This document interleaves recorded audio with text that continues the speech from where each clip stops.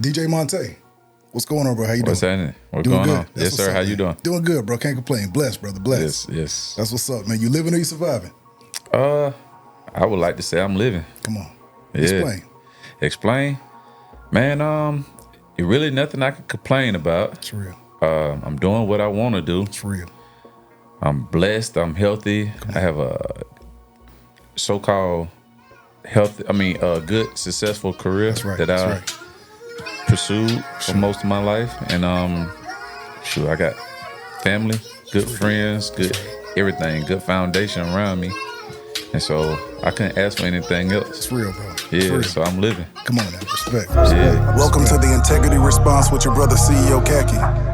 Every individual sitting across from me doesn't believe in being typical, ordinary, or familiar. They're elite, meaning society's norms don't sit well with them. They believe in raising the bar for themselves, family, and for those they may never meet. From those in humble beginnings to those in the midst of greatness and legends who've paved the way. With a comedic edge, I will ask the questions that hold value, and I believe we'll gain insight to the real them. It's the Integrity Response.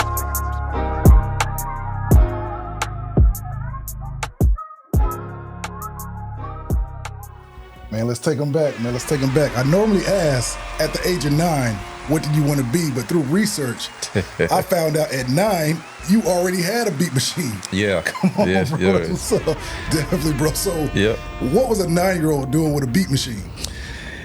In my room, driving my mama crazy, Gotcha, for real though. That's real. Yeah, it was a rolling boss something. I forgot Gotcha. the actual name of it, but yeah, I asked for it. And she provided it for me. And so I had a little guitar amp in my room. Right. Just trying to make beats because I used to listen to like mixtapes and stuff. They used to have the slow songs with the 808s behind it. So I used to try to mimic that. So that's what got my whole, beat making thing going. That's dope. For sure. Yeah. Was there anybody in the family, dad, uncles, older brothers, anybody who actually, was into the music as well? To where you from what I was told, my dad was a singer, but I didn't know that until I really got into this music stuff. My mom told me, but he could sing, but they skipped me. Gotcha. Okay, for sure. That's how it go, right? Yeah. That's how it go. Do you have any siblings? Yeah, I have a sister, 2 sisters, one younger and one older. Gotcha. So you're the middle child. Yeah. Gotcha. Are y'all pretty close as well, or in age, or? Not in age. Gotcha. Okay, for sure. Mm-hmm. That's what's up, man. So growing up with a younger, older sister. The older sister I didn't find out till later on, but my younger sister, we grew up together. For sure. Yeah. And you grew up on the west side. Yeah. Gotcha. Well, really Swats. Swats, gotcha, for sure. Yeah, So yeah. where exactly? Dotson. Gotcha. Off of Camden. Gotcha, for sure. Yeah, for sure. That's Zone what's up. 4. So how was it like growing up in Zone 4? How was it like? I really, bro, to be honest with you, I didn't have no crazy lifestyle. Gotcha. It was just, I was a suburb kid. And Gotcha.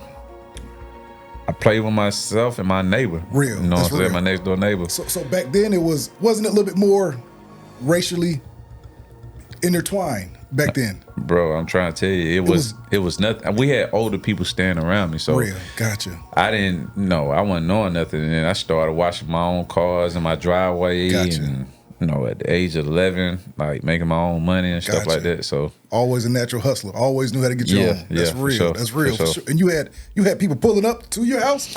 Yeah, because That's at the top of my at the top of my hill, I have cars up there, super clean with the silicone on the tires. They ain't playing. And they be like, man, how much? And they see me out there washing cars as a kid, and they be like, how much you charge to wash cars? And I was like, shoot, $20. Just like that. Yeah. That's crazy. That's what's up, man. So let me ask you this. Did you use any of that money to buy new gear, CDs? I never knew nothing about gear, so I used that money to buy tapes. Gotcha. Yeah, okay, for sure. gotcha. So I'm jumping ahead, but who were some of your, influential DJs, things like that?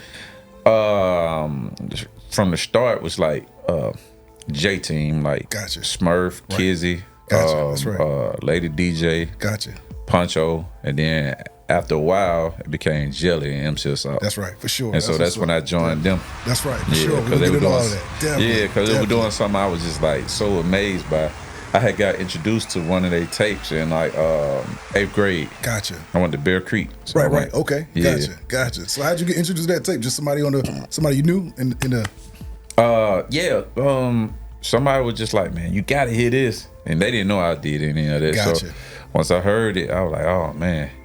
That's it. Yeah, it inspired. was it. Yeah, I was inspired. Gotcha. But I was already inspired because I was at one of my mom's fashion show, and she had a DJ there, DJ Will. Gotcha. You know, and so I saw him. I was like, I want to do that. Just like that. So I want to do that at the fashion show. Gotcha. And so she used to drop me off at his house, and he was teaching me gotcha. like, over there in Adamsville. That's dope. That's my partner. Gotcha. She never knew who he was. He was just drop me off, and then I just learned how to mess around. You knew early on. Did you play any sports or anything, or?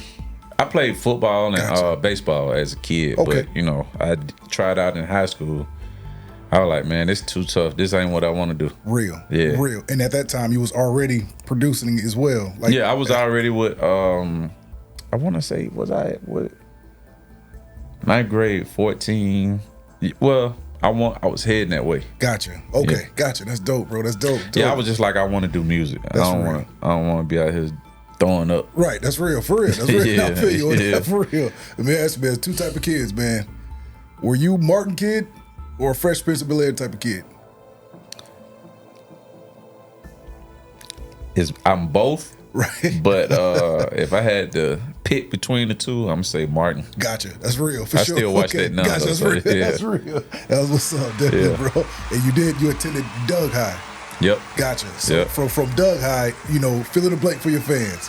In high school, I was known as the kid that DJ'd all the little events and stuff like that. Yeah. So like they knew that's what we come to you for that. We come to DJ Montay. Well, I mean, on career day, I remember me saying I was gonna be a DJ and a producer, and I got laughed at. Like, man, you ain't finna do all that. But then I end up DJing some of the stuff, and then things started to.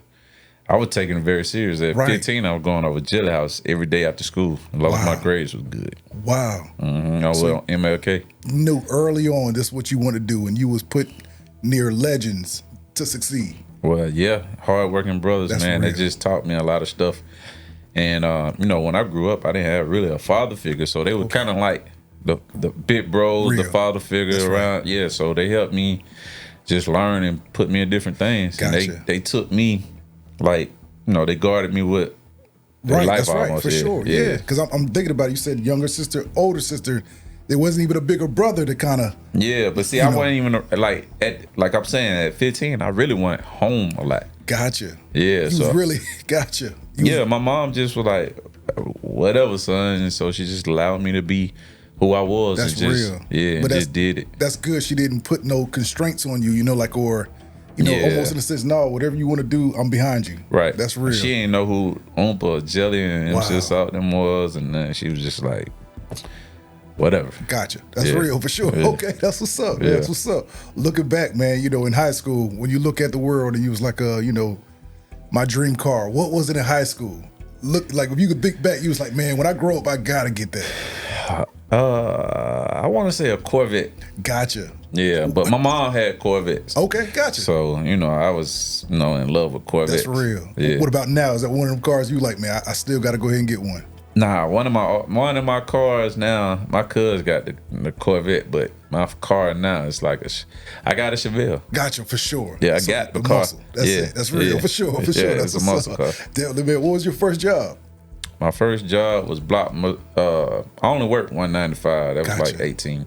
But it was Blockbuster Music. And it was like for 3 months. Gotcha. And after that, I just... Real. One job. Yeah. I went to college for like a year and a half, maybe 2 years. And I was like, man, fuck this shit. Real. Yeah. What was your major in college? Marketing. Gotcha. But I'm putting the pieces, man. Blockbuster, marketing. Might not have finished, but marketing degree. Everything you took with you, man, those little things that you take with you on the road, man, for sure, that's real. But see, I never really was the marketing person. It was Oomp and MC Assault. So they were the marketing geniuses as far as how we were going to market stuff and promote things. And so I learned from them pretty much. And so that's why I was like, man, I don't need this. Wow. And you were the youngest, now I had a full scholarship and everything. Wow. Like I graduated with honors at Doug. Yeah, I had full scholarship to college. I didn't have to pay for it and nothing. So I was just like, man, I don't want to do this. Yeah, gotcha. I got tired of studying something that my mind went into it. Gotcha. That's real. But at least you knew that. And let me ask you this: there was no. Well, it was a part of you, but were you, took it off on a limb not to do it, but was there any part of you like, man, I'm doing this, I got to impress mom or the family to finish? You was just really like, nah, I'm doing what I'm doing. Real. Respect, bro. Respect. Yeah. My mom used to try to encourage me to go get a job. I was like, I don't want a job. I'm doing this, you know? Real.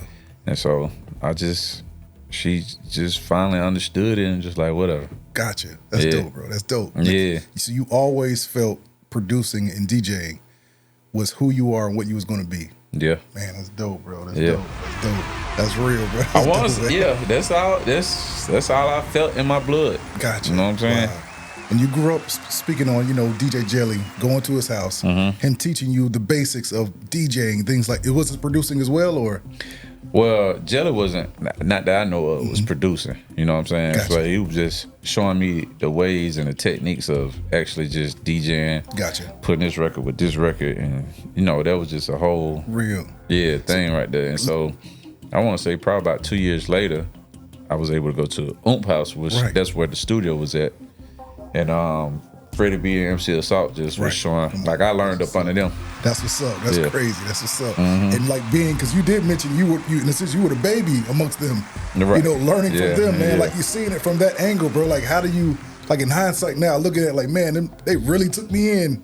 They saw, but it was something about you, right? They weren't just gonna take in anybody. Like you was really a workhorse. I was a workhorse. Gotcha. Like you could put me in the studio, I separate and track out 20 songs in one night. Wow. You know what I'm saying? Gotcha. But I was just that type of person. Even if we were doing a mixtape, I stay up to the sun come up, then I'll go work the booth, or I'll go do whatever. You know what I'm saying? I was real eager into learning. That's real. And I wasn't gonna stop at anything just to learn. That's real for sure. So where did the legendary Southern Style DJs, where did that come from? Where did that stem from? Who started that? And well, really, it was DJ Jelly and MC Assault. We were like, man, we need to come up with a name. Gotcha.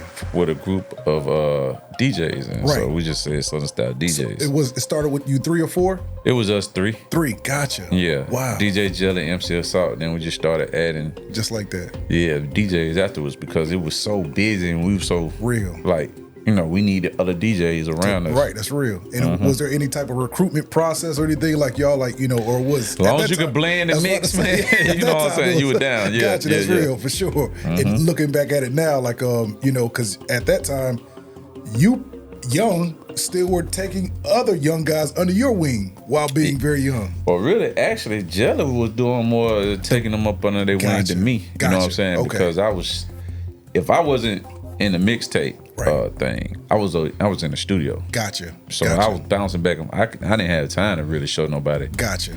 How to do for sure the DJing thing. Gotcha. And you did mention, man, in a recent interview, speaking on the work ethic at Oomp Camp, saying like it was like no other. Like where do y'all get that from, bro? Where did that, Really, Oomp got it from his dad. Gotcha. You know what I'm saying? So that's who really installed like work gotcha. type shit. You know what I'm saying?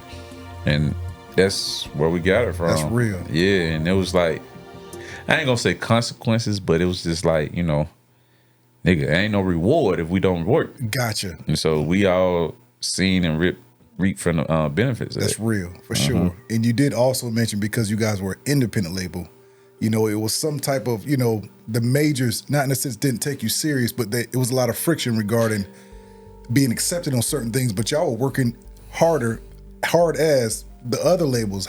What did y'all see during that, the politics of the industry and everything? Well, so you gotta understand, back then it really wasn't Atlanta. Like it was just heavy as far as radio. It was like East Coast music, maybe some West Coast stuff and stuff like that. And so we just went out and fought for what we felt like was ours and what we see in the streets, because we were down there in the streets almost every day. Every day. Yeah, me and Baby D went in high school parties or college parties or something like that.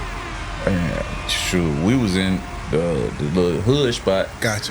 559 or something, or 321. That's right. With Jelly while he was DJing. And so, gotcha. Yeah, so it was like, man, we know this was working. If you had to say, 3 to 5, 5 to 7, how many days a week would you say you were in marketing, in the clubs, things like that? Man, our work ethic was unreal. It was if it was an extra day of the week, you really didn't have time for yourself. Like for no girlfriends. Like it was just if you want to kick it and just do whatever we do, then that's it. But it was really like this is what we're here to do. Yeah. Wow. We ain't had time for it. Wake up at 9 every morning. Oomp calling everybody. Wow. He was the first one up. And so that's like, to me, that was like a real leader. He was up early, calling everybody, making sure they was up doing what they was supposed to be doing or something. Yeah. Then we had the next tech. I mean, next tell the church. That's right. So for sure. Them shits was like, where you at? Yeah. Like, here I come. That's real. For sure. Sometimes you don't even really go to sleep. Gotcha. Just constantly going. Yeah, constantly. Did y'all feel like y'all were the underdogs? As to why you worked that way? Well, we never looked at ourselves as underdogs. We just knew that we was amazing. Man, come on, bro. Yeah, that's real, bro. Yeah. We didn't look at ourselves. We never said we underdogs, and we never came from like fighting from the back. We just always fought for what we knew was good. Real. Marketing. Yeah, we knew our stuff was hard, so you gonna like it. We forced it on you, just like almost how the radio do a song. Exactly. Yeah, that's right. That's real. And y'all, bro, like just growing up, man, seeing how y'all move, what y'all did, real life marketing, guerrilla marketing. Guerrilla marketing. Bro, it's at its finest. At its finest. We were the reason why they charge you for a fine now for posting up. You don't see that kind of stuff no more. You're saying something, bro. Mom and pop store, literally street team. Man, we slap posters up on almost every pole. Yeah, every exit. Within 285, of course. Real. Yeah. So how do you, like, 2 questions, a 2-part. How do you rate your grind, scale 1 through 10, and how do you see the current market and how, because I know you, bro, like where you come from is really grinding to the top. My grind was like 1 through 10. I'm gonna say a 20. Come on, that's real. That's real. Yeah, that's real. It wasn't no crews like us. It like what I'm saying, not moving and doing the things that we were doing. Not it was crews, good crews, right. Y'all, yeah. We had 15 record stores. We had to keep inventories on all that stuff. We had mixtapes, selling wholesaler. So a bunch of stuff. So we had to keep the supply and demand. We had to keep the stuff going. Yeah. So like, but did you start tackling on that too, as far as that part too, or because I'm thinking about your marketing degree? I was staying, like I said, I was one of the workhorses. Gotcha. So I was just making sure the product done. Real. That's real. Yeah. That's real for sure. Getting ready for whatever. Gotcha. And you became as a mixed show DJ on 97.5. Yeah. And how did that come about? Well, first, Jelly got me a spot on Hot 97 when it's on national to DJ, like one of the Memorial weekends or some kind of weekend like that. I walked in there with a small little crate, thinking I was gonna be able to do 2 hours, nervous. Right. But nobody heard it at that time. But then after that, Greg Street had gave me my first shot on the radio, like prime time hours, and I just took off. Wow. We're going crazy for like, I want to say almost 2 years strong, if I'm not mistaken. And so I wasn't even on contract. Street was just bucking like, man, he is going to be my DJ on the radio. And so I was on there. And so after, I guess the PD was like, nah, he can't be here because you're not even signed on the contract. right. Yeah, like, so that's real. But that's... So then when I officially got kicked off, Cersei, from Hot 107.9, hit me up like, bro, I need you over here. Wow. So I was like, shit, I'm on the way. Just like that. Yeah. Wow, bro. And so I've been on Hot for like 20 years now. That's bro, that is crazy. Yeah. Thinking back, looking at it now with 97.5, who is no longer here. Right. Do you think they dropped the ball with that? Regarding you as the mix show DJ? 97.5? Yeah, 97.5. They converted to Hot 107.9. Gosh, they did convert. Yeah. But I'm asking you, in that time, was it easy to come back on 107.9, or in the sense of when you got they just converted. You know what I'm saying? So they went to a higher wattage. And the paperwork came. Well, it still wasn't no paperwork. Oh, gotcha. Gotcha. Yeah, but it's like, handshake deal, right? Yeah, pretty much. Sure. And I just been rocking out. Wow, bro, that's crazy. Bro. Yeah, bro, you have one of the most legendary, infamous tags, bro. It's embedded. Yeah, in millions of people's minds, bro. Like, right. It's a track of its own. You know what I'm saying? Like, bro, DJ Montay, bro, it's legendary. It actually bro. was a track. LaJohn gave me a beat, and him and the East Side Boys came and just laid a whole song for me, and was like, DJ Montay, wow, DJ. bro. Yeah, it was a whole little song. Had verses after it and everything. I just took. Bro. And people never knew that, bro. Never knew that. People used to be like, man, why you say his name so much? I just kept putting that shit on. Bro, like, it's real. Yeah. Marketing at its finest. At its finest, bro. Yeah. Let's get into 2006.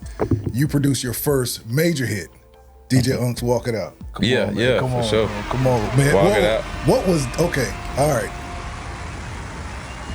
But before this, you know, I know the history, you know, like you producing for not even local legends, like you produce for everybody in Atlanta. You know, prior to Walk It Out, what were some of those tracks that, you know, gained notoriety, you know, in hip hop? Well, you know, me and Fred did ATL Ho, a lot of Baby D stuff. Bro, what was that? East Side, West Side, who was that? Baby D and Lil C. No, I'm saying, who produced that? Me and Fred and MC Assault, yeah. I know that. We had the remix and the original, and then ATL Ho. Wow. Backup was like one of my first, like, I think solo beats I made by myself. Gotcha. But, yeah. Gotcha. You know one of my favorite tracks that don't get a lot of recognition? Baby D, I'm About Money. One of my, bro, I used to love that, bro. Yeah, appreciate I was like, bro, you produced that? Yeah. Come, bro.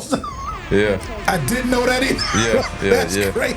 Bro, I'm About Money when Baby D made, because it was during the time when Baby D was kind of, in a sense, he was, you know, quiet. Right. And then he came back out. I was like, Baby D's back. He's back. Well, that was, we had a deal with Koch. And so, no, like we had like a whole thing with Koch South and Big One Records. And so. Wow. And then we came with the Baby D, and then we dropped a whole nother stuff. I did not know you produced that. Yeah. That's classic, bro. Yeah, That's classic. Appreciate it. Bro, so you, just thinking about, you love horns. You love, you know, and it's just the brass like section. Yeah, I like. I don't know. I just like what really triggers. Really what triggers my ear. Yeah, gotcha. That's hard, bro. Yeah. That's all I'm sitting thinking about. I ain't really, to be honest with you, I ain't got but like 2 tracks that really just I got like crazy horns, and that's like the Charlotte Foolish, and I'm gonna get there too, bro. I was gonna get there, bro. Yeah, and they're About Money song. Gotcha. And because those are 2 of my favorite tracks, Units of the City, bro. Like that's one of my favorite tracks on the album. Right. Number 1 is an underrated album, bro. Like, show live. Yeah. It's not too many you could go front to back. Right. Straight through, like bro, like in you know, bro, like just from the songs with the kids on the hook, bro. It was one of those, man. Yeah. And to know. I didn't know you produced that until I did my homework, bro. The Foolish? Yes. Yeah. Bro. Shoot, Loa hit me up with like, man, she dropped a CD off, and I dropped it off. But I ain't never heard nothing from him. So I think it was on, I want to say Hood Rich TV, DVD or something like that. Right. And everybody was going crazy over that song, and they were like, I was like, that might be. I was like, man, let go. Yeah. And I knew of Low. Right. Because of you know, I went to Dub, so everybody knew Low. Right. You know, exactly. Bankhead, Right. That's right. You know who he is. Yeah. Sure. So yeah, and when we linked up, and I was like, give me the session.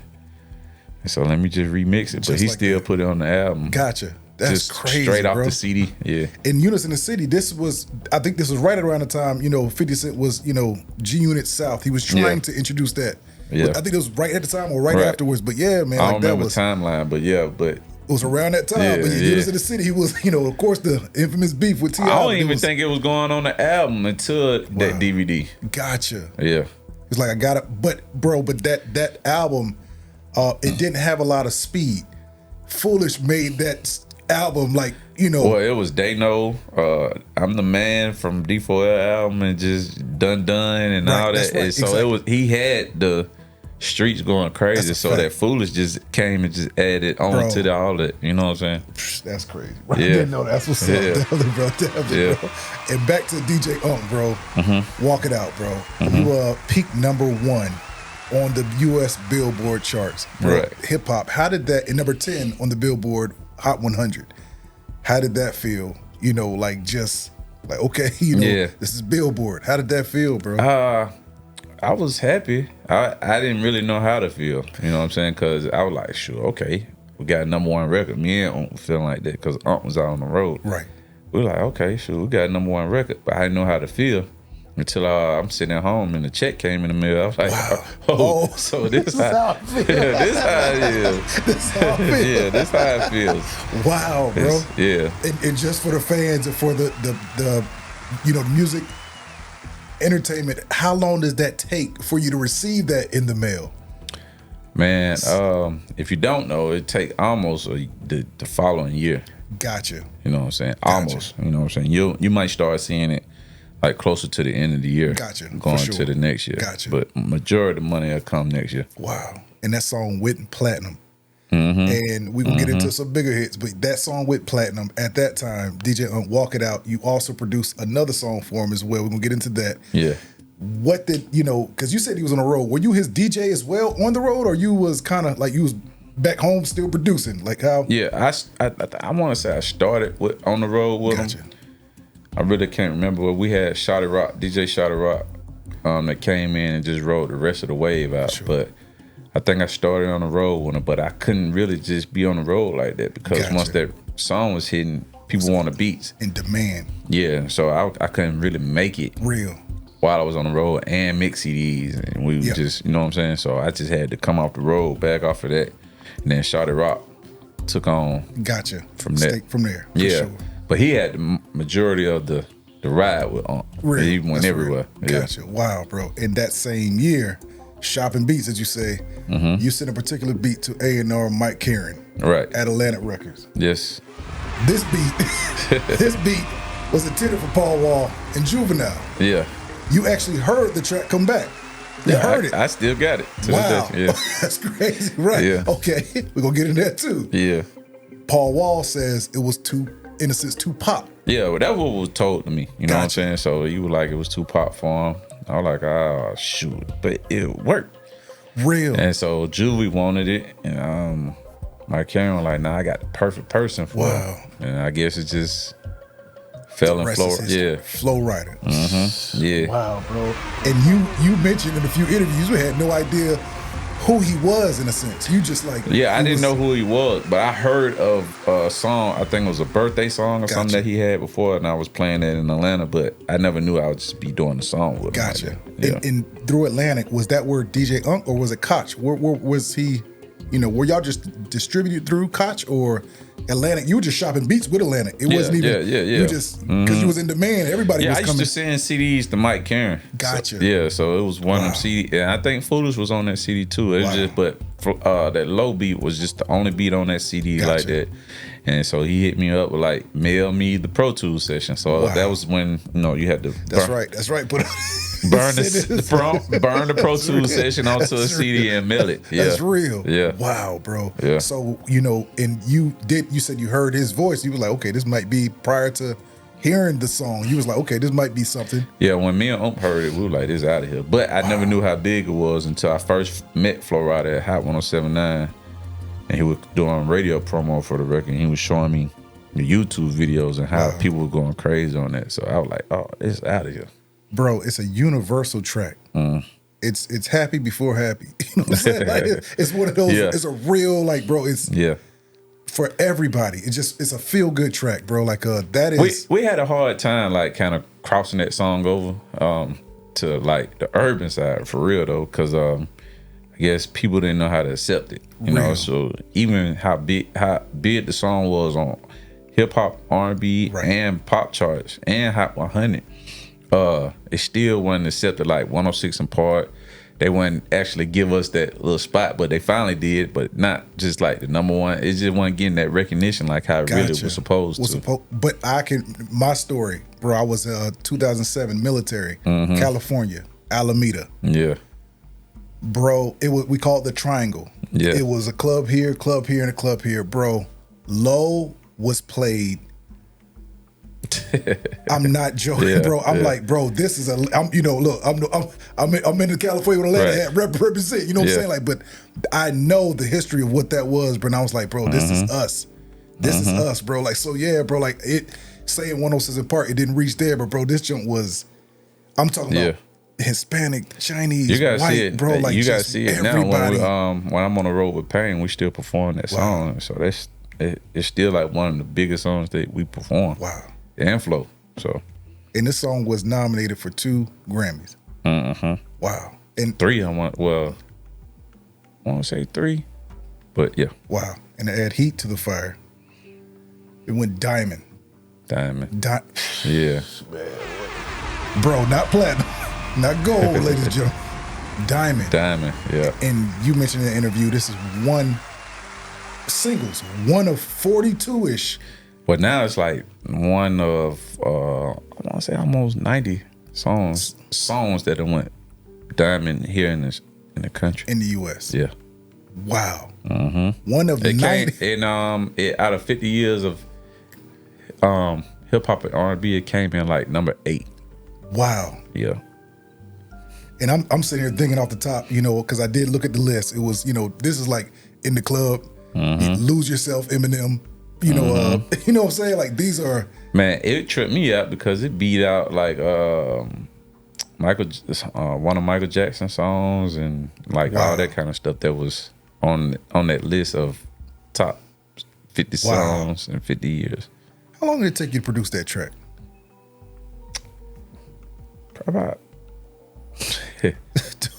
about 20 minutes, maybe 30 minutes. Wow. Yeah. Because I already went in there knowing what I wanted to do almost. Gotcha. Yeah, I was in the clubs at the time heavy, so I just knew. And I read through research, I said, you said, like, I cater to the women, because women, they'll let you know right off the top. But like, and you, in a sense, you were taking just produce just beats to the club. Yeah. Sometimes they didn't even have lyrics on them. You were just testing it. I tested out. Bro. Wow. What better way to do that? Right. That's dope, what I'm That's saying? dope. So, that is dope. Yeah, I always cater to women, you know what I'm saying, in club, in my music and stuff like that. Try to anyway. Gotcha. That's real. That's real. About 30 seconds of your time. I really appreciate your support. With every interview, my aim is to bring integrity and fun back to the culture, and I can't do it without you. If you're enjoying this episode, please hit the subscribe button, leave a comment, and hit the like button. It helps the algorithm. I appreciate you. Back to the interview. Man, in your tracks, man, like a lot of your songs, bro, to have that high energy, what kind of mode do you have to get in to produce that?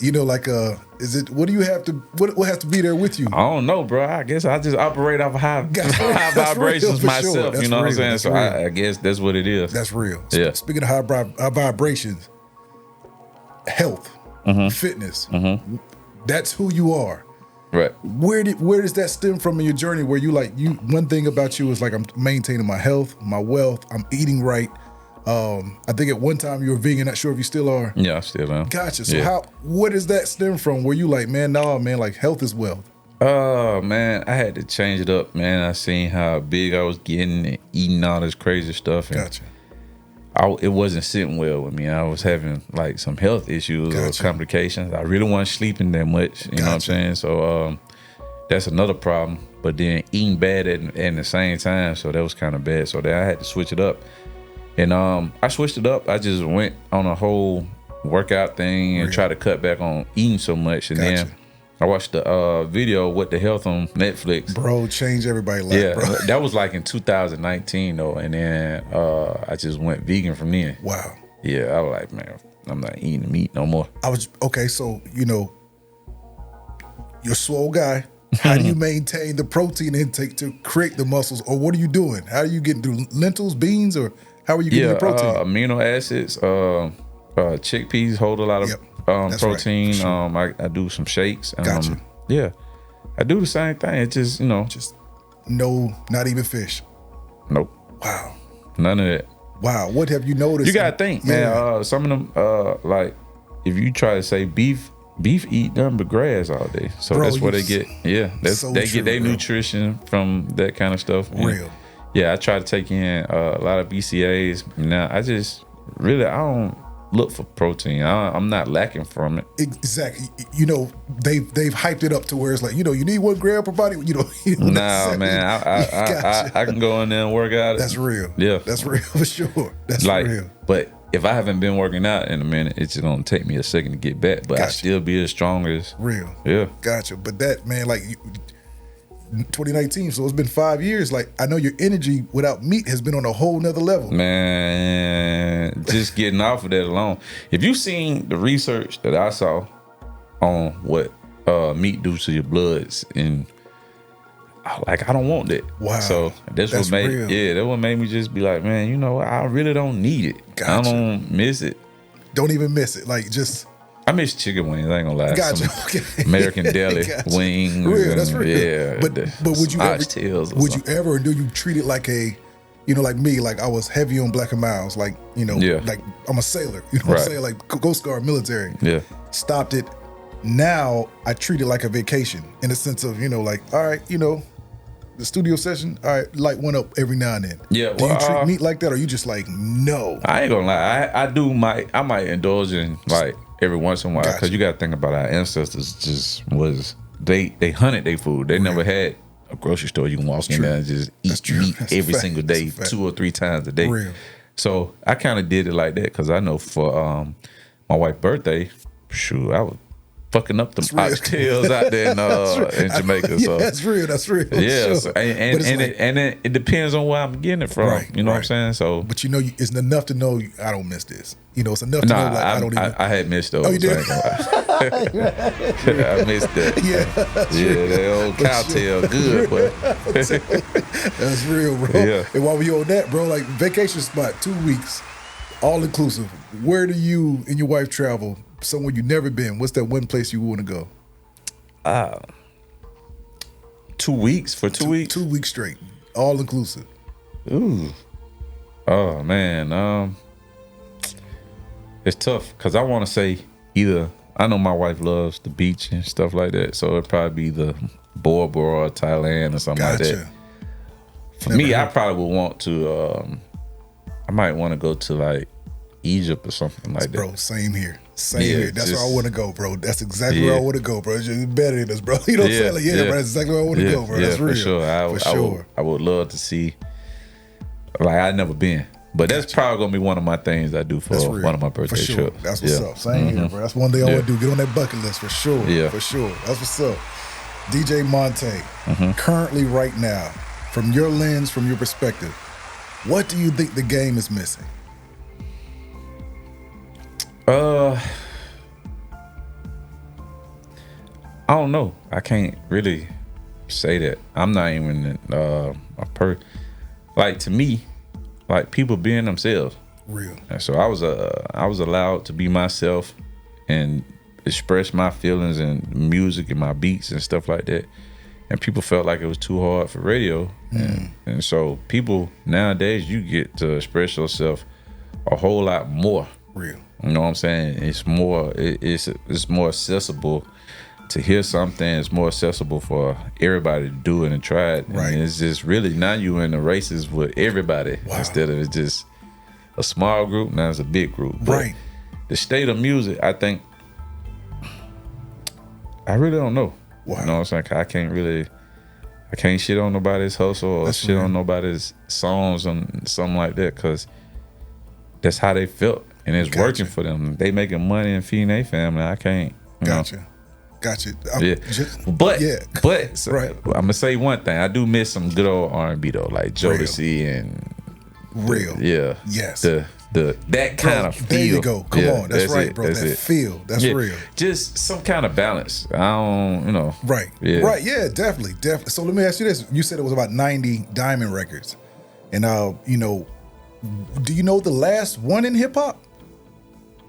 Is it of this last 2 or 3 years, or has it been one? Yeah. No, God's Plan. I think that was the last Diamond God's record. Plan and Lil Nas X, Old Time Road. Exactly. Yeah, Classic. that went Diamond. And it's another one that just went, No Hands, Walker. Did not know that. Yeah, that just went Diamond for like, that's hard, yeah, that bro. was like a year, I want to say last year. Did not know that. Yeah. Wow, that's hard. Walker got that No Hands record. Gotcha. Yep. And No Hands was this was 2017. One of my favorite female songs to play. Bro, had that head classic, turned bro. up. Yeah, Classic. for real. That's real. Classic, bro. He went with that one for sure. Yeah, For dead sure. ass. That's what's up, man. Let me see. We spoke on Foolish, producing that. You know, like, and you said you didn't even, you just heard it. You actually heard it. Didn't even. I saw it on the DVD That's crazy. Because somebody was saying that he shouted me out on the DVD or something. Because they were like, "Man, you didn't hear this song?" Yeah. No, really. I think somebody was asking me where to get this song. I was like, "Hold on, that's my beat." Wow, that's crazy. Yeah, bro. yeah. That's crazy. Yeah, so that's when I reached out to him. Was he was that- like, "Shoot, pull up, let's get it." Wow. Was that big then? In the sense of, you said you were sending out, because now you're sending out tracks to the labels, but you still tied in with the streets sending, but was that big to where you would send out, CDs and be like, man, wait a minute, I didn't even, they come back to you? Was that? Yeah. Because I think like my first bit placement might have been with Lil Flip. My second one might have been with with Franchise Boys. I can't remember. I'm not good with timelines and years and stuff like that. But yeah, I was locked in on some, wow, because Big on Records and y'all were, bro, we streets. The go-to for it, bro. Yeah, like, we was in the streets like every day in the streets, somewhere in someone's hood. On the east side, the west side. Wow. Yeah. That's crazy. And to hear Lil Flip, because Lil Flip was coming back and forth too as well at that time. Yeah. A lot. Yeah, we had did like a song called We Ain't Playing on that double disc. Gotcha. Dang, bro, that's crazy. That's crazy. For sure. Let me ask you this, man. Maybe hard. What is your favorite track you produced? My favorite track. Ah, man. It's either between, I don't know. It's hard to see. Gotcha. Yeah. What's that one you don't, because of course sometime in a sense you probably could get burnt out from people even speaking on it or hearing it, or.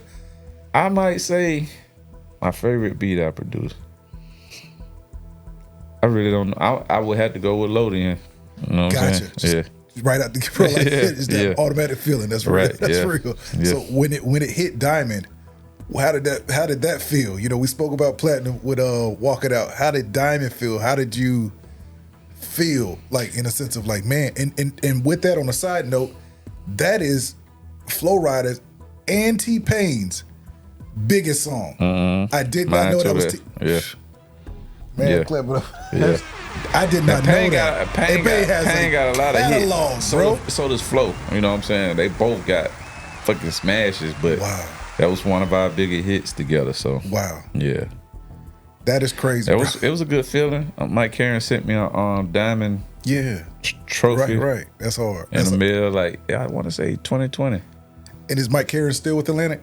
I'm not sure what he's doing right now, but I think he ventured off and did his own thing, which he's still That's big in his industry. Exactly. That's real. That's the man. He put a lot of big records together. That's what's up. Definitely, man. Let me ask you this, man. Dating back a year, what's something you learned about yourself?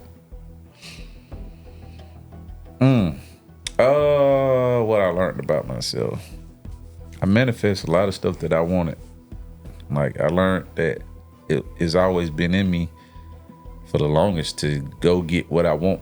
Real. And nobody could ever really tell me nothing. And I still take that on to this day. Yeah.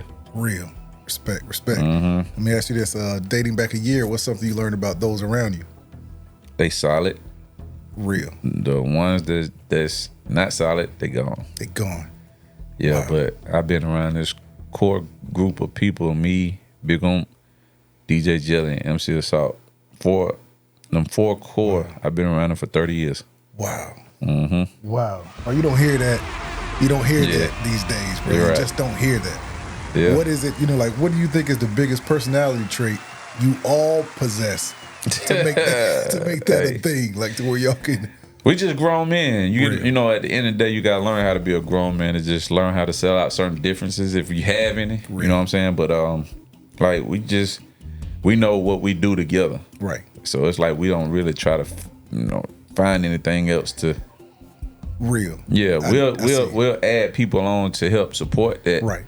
But as far as like breaking that up, nah. No. We've been the core. Yeah. That's real. Sure, for sure. Let me ask you, man, as a creator, do you feel like you misunderstood? Just in this world, like, I ain't gonna lie, I wish I had the internet back then. You would have been yeah, back then. It would have been something different. You know what I'm saying? But you get a whole lot more just from this internet thing today. Yeah. Just thinking about that, first thing I thought about was you saying, I'm plugging that Pro Tools session, put it up, set it off. You could do that in the same amount of time. You could set that off the, what I'm saying? But now it's like, when I first was starting, people were saying the type of beats that's going on now was too hard. I was making them shit like way before. The original trap. The original. Yeah, man, all that, long time ago. And they were saying it was the 808s, that's too hard hitting and all that kind of stuff. Yeah. So a lot of producers that grew up off of my stuff. Real. Come on. That's real, bro. Yeah. That's real. Yeah. That's real, bro. Bro, I was one of them. And my stick. Sure. That's real, bro. That's real for sure. And I did, bro. I'm still thinking about, about Money, Baby D, bro. I did not know you produced that, bro. That is. Yeah. Me and MC Salt did. Jeez, brother. Yeah. Classic track, bro. Classic track. But yeah, man, definitely, bro. Let me ask you, DJ Montay, are you making time for yourself these days? I come into a new knowledge of certain stuff, but as far as making time for myself, nah, my wife be on me about that. Come on, bro, that's real. That's real. And married man, and you have how many children? The only thing I probably make time for myself is gym. Real. Yeah. Gotcha. And you did. I think I saw on the T-Pain interview, I think you were speaking on how, that's your release. Yeah. Same here, bro. It's like, that's where I can just let it all. I don't go in there to try to come out looking like It's Arnold Schwarzenegger or nothing like that. I just want to. It's that one place in the world you can just. Yeah, keep myself strong, be able to protect my family, and keep them on. That's real. Respect that, bro. Respect that. Yeah, for How many kids do you have? 5. Man, no, my bad, 6. Come on, you just like me, bro. I got 5. That's what's up. So you got 6. Yeah. All right, for sure. Yeah. Fatherhood, entrepreneurship, marriage. Yeah. OG out here, bro. Like, you said you're not making time for yourself. Do you feel like you're never satisfied is why you are such a workhorse? No, I'm never satisfied. Real. I'm still, to this day, like, never satisfied. I'm looking in the camera. Do you? This is a diamond producer. Yeah. You know what I'm saying? Like, this not a beat maker. It's a producer. Diamond said he's never satisfied. Never satisfied. Like, I want to keep elevating. I want more. That's how I always been. I want more. And I feel like the universe owe it to me. I've been brought here for something. I know what I want. Give it to me. Real. Where do you get that from? From childhood. Who did you see? Like, were you just like, I gotta work hard. That's all I see. That's all I know. Yeah, that's all I've been doing. I think it's part of my nature, man. I'm a Sagittarius, so they say we work hard. Gotcha, for sure. Same here, bro. That's real. That's real, for sure. Once we have our minds stuck on something, this is on and popping. Wow. And we spoke earlier about, the music, everything in the entertainment, And we don't like getting defeated. My bad. Go ahead. We don't like getting defeated. So. Bro, that's real. Yeah. That's real, for sure. I'll be December 19th. What are you? 4th. Gotcha. Jay-Z. Yeah. December 4th. Classic, yeah. Bro. That's real. Yeah. You and Jay-Z share the same birthday. That's dope. Yeah, he shared my birthday. Share your birthday. Yeah, real. That's real. That's what's up. Definitely, bro. Definitely, man. Right. So let me ask you this, man. Let's talk your record. I like that. Where T-Pain featuring Kalani? Okay, it samples T-Pain. Buy You a Drink, featuring Jock. How did you bring that about to him for that track of a sample that he produced into your new track? Because I know y'all do have a great relationship. How did that come about? Really, my wife, she was, she a singer. Okay, so gotcha. Shantae Renee. Okay, for sure. Yeah, and so she was like, give me something with a sample, or can you sample Buy You a Drink or something like that? I was like, well, I don't know. I had to think about it. Then she kept asking me, can you just sample buy you a drink? Right, you know, right. and we can get pain on it. I was like, all right, cool, let me try it. So I end up doing it. Right. And sent in the pain. He was on Twitch recording a record. I was like, oh, boy, that's out of here. He wrote a verse. Oh, he was on Twitch recording that? Mm-hmm. Yeah. Wow. And so then he was like, Montay, you know I got to put this out. So I was like, all right, let's go. Do it. Yeah, let's go. That's hard, bro. That's hard. That's hard. Yeah. And so that's when it ended up becoming a single. Wow. Me and him was trying to debate on who to put on it. You know what I'm saying? So he came up with Kalani. Right, right. And so the rest was history. Yeah. That's hard. And I think that was T-Pain's, I think it was his introduction back. Yeah. That song. I think so. Because he took a little hiatus. Yeah, I actually was doing it for Shantae. You know what I'm saying? Right, but right. it ended up being for him. Right. You know what I'm saying? In hindsight, how did that, because you wanted that song, your wife wanted that song. Right. In hindsight, how did that go as far as, would it have been a feature for another song, or how did that work out as far as that? I think me personally, it worked out better for the both of us because he Pain put the work, the money, and the push behind it, and was able to get us, I want to say a top 5 record. Yes. And so, and for my wife being in this industry for a minute, it's like a good success record for her too. Real. So, That's you know right. what I'm saying? As a writer as well. Yeah, as a writer and co-producer. Yeah. Gotcha. Okay. Yeah. Exactly. That's dope. That's dope, bro. So how was that? Like, how was that, in the industry? I think I meant, I do my homework. So I saw one interview you mentioned how you and your wife, man, y'all are best friends. Right. You know what I mean? Like, that's how we started. That's real, bro. Like, we never knew that we were gonna be doing all that, but yeah. We started off in the industry working together at Big on Records, and we were just friends. We just used to talk every day. Real. Yeah. And it just aligned the way it was supposed to be. Certain things happened where other things didn't work out. That's right. That's right. Ended up. That's dope, bro. Yeah. That's dope. That's dope, man. So how is that? Does that help or hinder the relationship because she's in the industry? Because in a sense, y'all can, I know in a sense, y'all both can understand each other's work first. So how does that help? I want to say, like, at times it had, like, we would just bump heads. Gotcha. Because she come from one background. Right. And I come from another, but then we learned to iron it out between the two. Real. Because we didn't want, we didn't have nothing personally wrong with each other. We just didn't see eye to eye at times. And so we just learned to see. She started to trust me, and I understood her. That's right. And so we just we worked on our communication between the two with the music stuff. That's so real, it won't interfere with our personal, and we can still get something done. That's right. Business wise. Right, for sure. For sure. Man, for all those out there that's not married, I always say on every podcast, marriage is duty. It's duty. Yeah. You got to put in the work. You got to wake up. Sure. You got to wake up, put in the work. You got to go to sleep, put in the work. For sure. But that's real. I'm not gonna say blessed, but I am.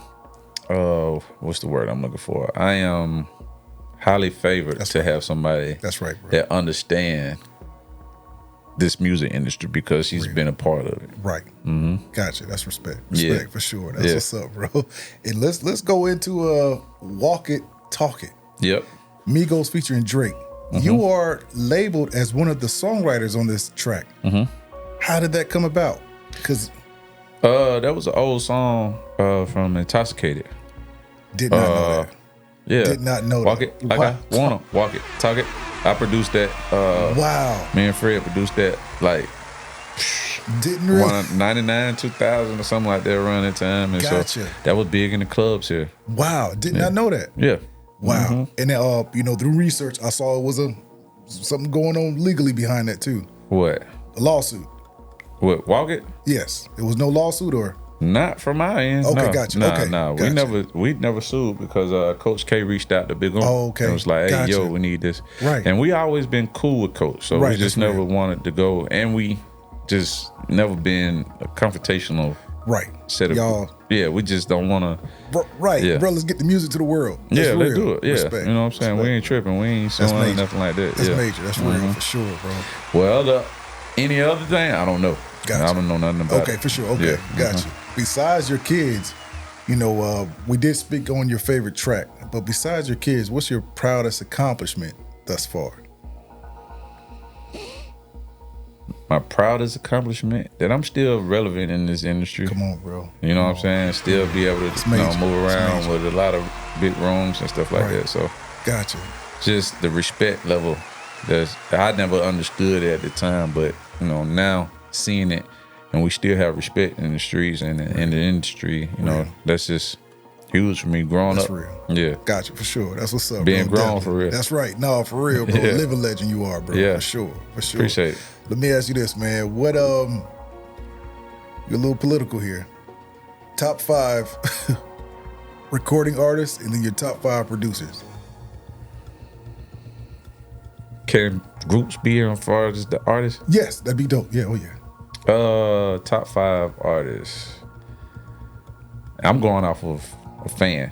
No, myself as a fan. Just a so fan. my top 5 would probably be, no particular order. Outkast, Classic. MJ. Come on. 8-Ball MJG. Yeah. Dr. Dre.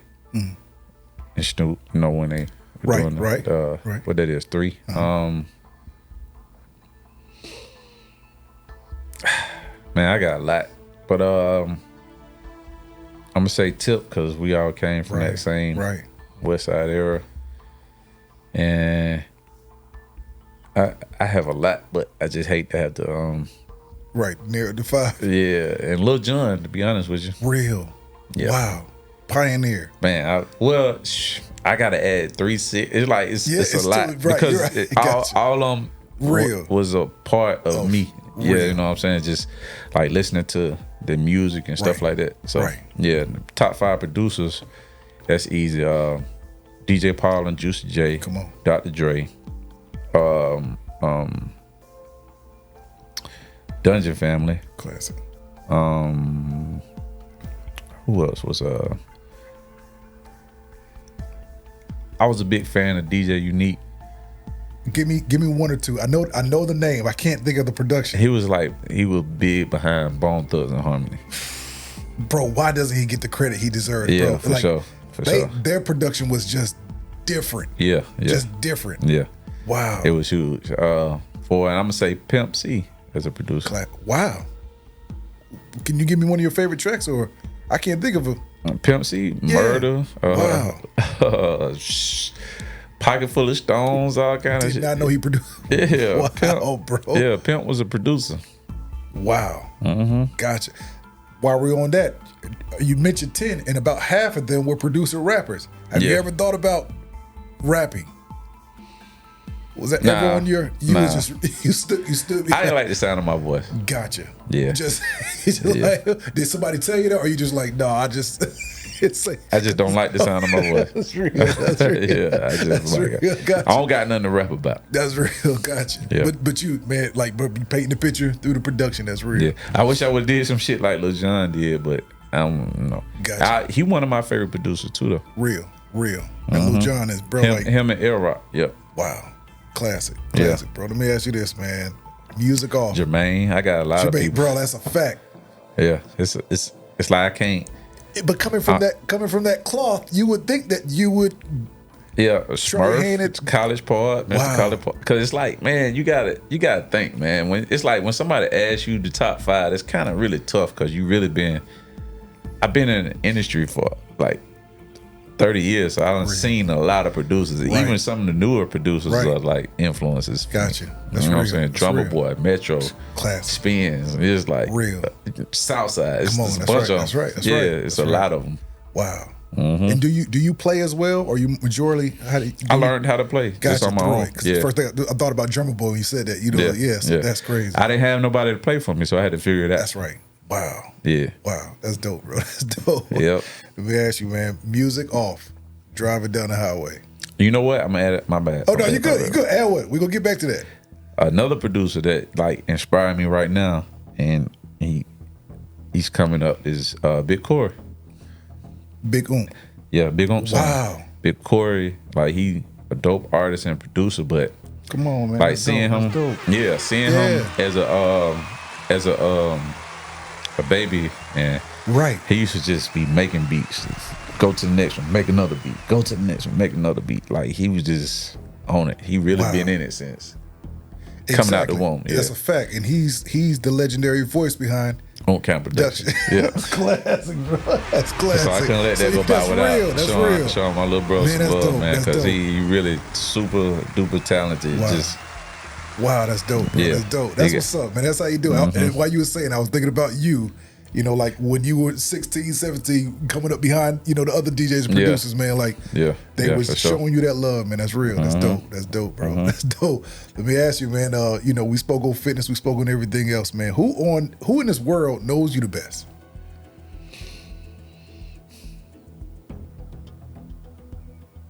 Probably Oomp. Real. Yeah, big Oomp. He like one of my best friends and business partners. Wow, that's what's up, man. That's what's up. Yeah. Definitely. And is he currently still in the Atlanta area? Oomp? Yeah. Okay, that's what's up. You know, he got the Oomp squad, football stuff. You know, exactly. That's right. He heavy into that. And, you know, we still do business That's together. right. That's dope, bro. That's dope. That's dope, man. Let me ask you, is it better to be loved or respected? Kind of hard to answer because it's like you can't have one without the other. But love. Love. You're one of the few people who say that. Explain. The people around me now is love. Real. They do stuff out of love. Speaking of wisdom. Yeah. It's real, bro. Like, and without them, I just probably wouldn't be around. Gotcha. Later came the respect, but out of the love of the people that been around me, they done showed me a lot of stuff. And it wasn't because of respect, because I didn't do nothing for the respect for them. They just were like, we gonna make sure that you good, and just been love. Real. From my mom to everybody that's around me, it all was love. Gotcha. That's so real, later bro. on came the respect. And then love also too. Love is what's keeping me into this. Wow. That's why I gotta say love. Wow. That's real. For the love of music, that's what keeps me into wanting to do it, and I love doing it. It's not because of the respect. I love the respect that people give us. Yeah, that follows after that. But it's the love of what I had for the passion for the music and everything else like that. Which is why it never seemed like a job. Yeah, exactly. That's real. And when times get rough, the love is what's gonna make me keep going through it. Yep. Well put, brother. Well put. Yes, I respect that. For sure. For sure, bro. In your interviews, you've been known to be very frugal, good with your money. You know, not notorious for wasting it on things that are material. I can't say that though, you know what I'm saying? But yeah. But where does that stem from? Where do you get that from? Just for the young guy watching this, like, you know, what's some gems you could give him, man?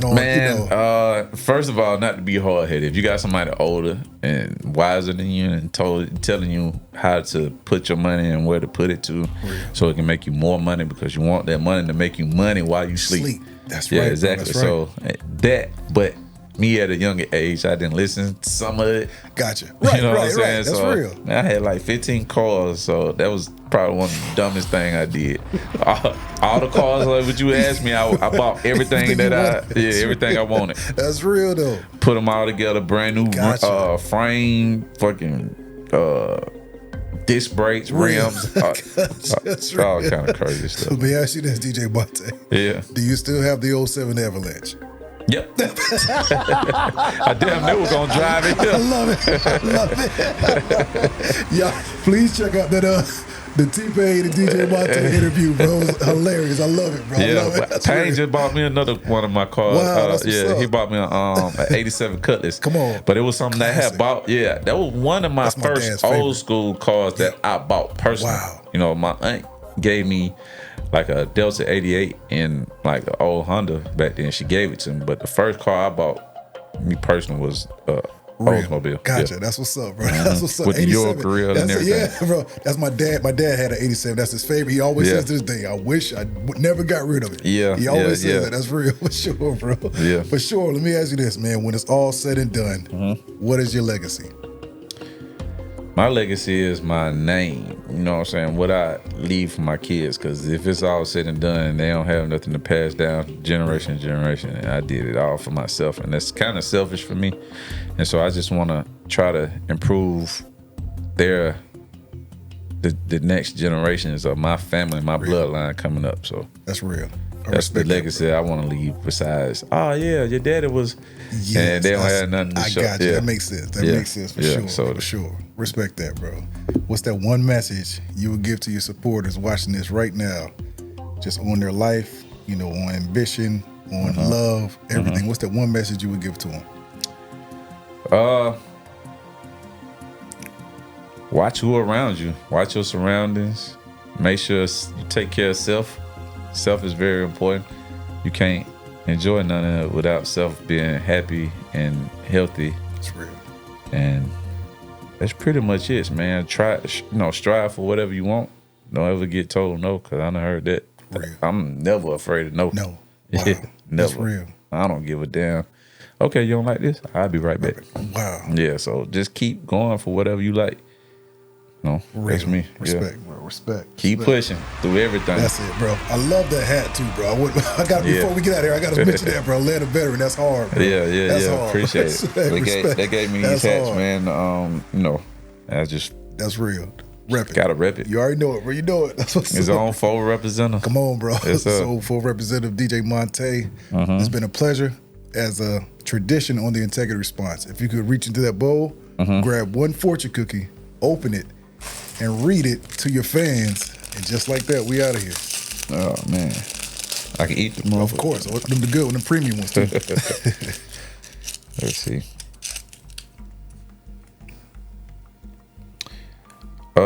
Be invited. That's what it said on one side. Then it said it doesn't take much to be a success. It takes everything. Wow. Did you hear that, bro? It doesn't take much. It doesn't take much to be a success. It takes everything. Everything. And that's true. Wow. A lot of sacrifices. Wow. Spoken by a true legend. DJ Montay, it's been a pleasure. Appreciate you coming here, man. Gracing me with your presence, bro. You are a living legend. Just to sit in front of you, bro, just have this conversation, bro, is just one of those things, man. My father-in-law is gonna be proud of me. You know what I'm saying? Like, he's a fan, bro. Like, just real talk, man. I really, really appreciate you being here, man. Yeah, appreciate you, man. You already know it, man. You know it. And appreciate the wine, too. Come on, I didn't drink it much. You already know it, bro. Sponsored by Grand Wine, Moscato.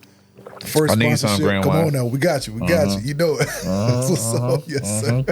And we out of here, man. Integrity Response 2024, DJ Montay. Good job on YouTube, bro. Appreciate you, brother. Appreciate you. That's what's up, man. We out of here.